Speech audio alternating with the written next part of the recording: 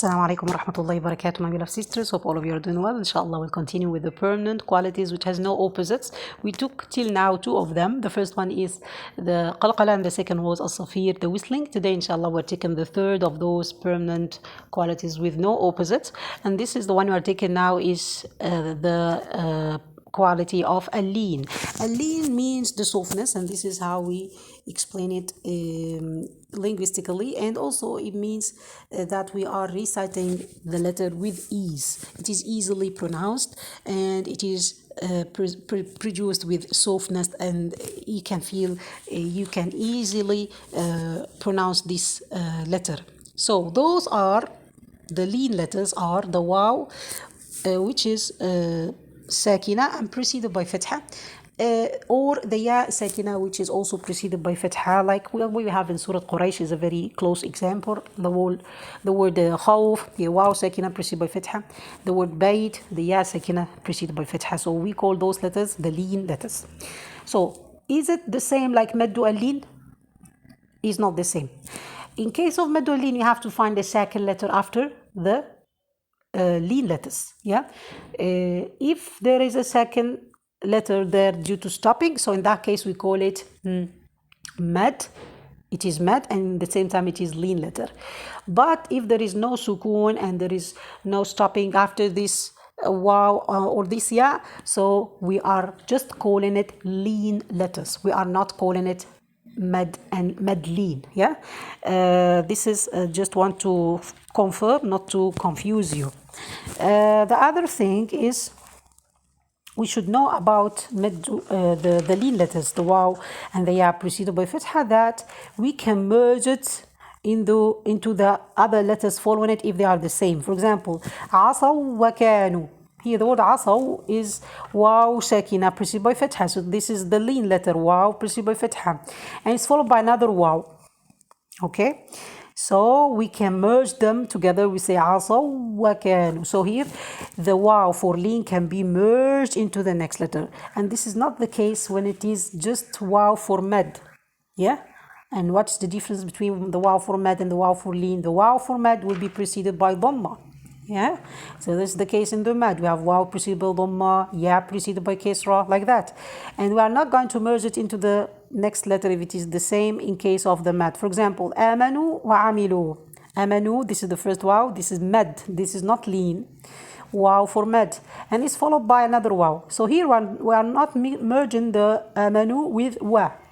Amanu, no, we're not doing this, but we're separating between them with the mad. We're saying amanu wa amilu. So here we can't merge it together if it is followed by another waw. So in case of the lean, we are merging. In case of the mad, the natural mad, we know we don't merge the waw. So what are the lean letters? Ya sakina preceded by fatha, waw sakina preceded by fatha also. If there is no second letter following them, so they are just called lean letters. We don't call them madleen.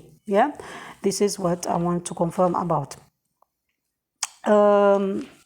Next characteristic we're taking now is, or the next quality is the inhiraf. The inhiraf, and it means the deviation, and this we mentioned before when we've been explaining the makharij, when we've been talking about the lam, and when we've been talking about the ra, and now just confirm this quality here. So this is a quality, which we call the deviation or al-inhiraf. Okay, what we have here, the meaning, for example, in the linguistically, is just the deviation or to deviate. This is the meaning of the word al-inhiraf. But what we are doing exactly to apply the inhiraf first is the slight deviation of the tongue towards the makhraj of the ra while pronouncing the lam, and towards the lam while pronouncing the ra. This quality is only found on those two letters I told you, the lam and the ra.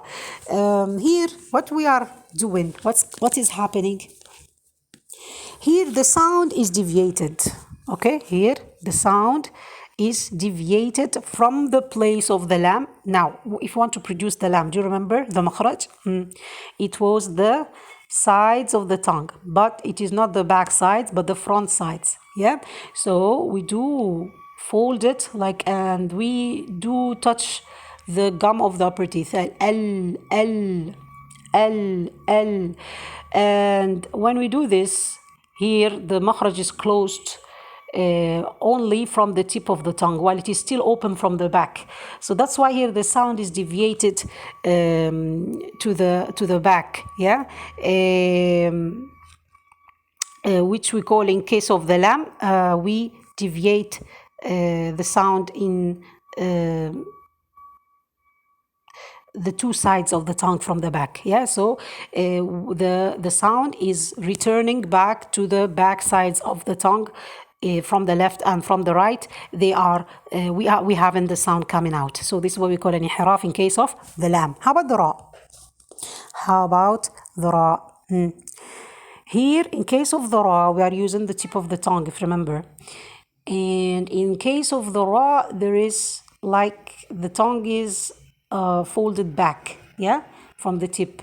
And here also the sound is returning, but after now the air is coming from the throat and going towards the tip of the tongue. Now the tip of the tongue meeting already the upper part of the mouth.